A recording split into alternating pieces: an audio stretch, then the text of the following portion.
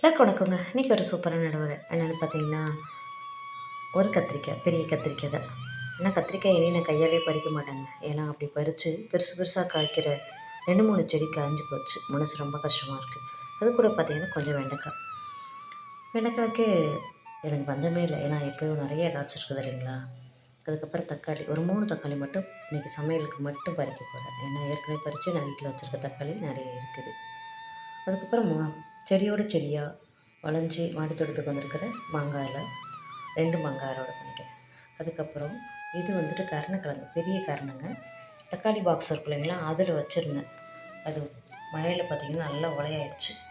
ஒரு கையாலே எடுத்துகிட்டு ஒரு கையால் வீடியோ எடுக்கிறது கொஞ்சம் கஷ்டம், கொஞ்சம் அலையுது, மன்னிச்சுக்கோங்க.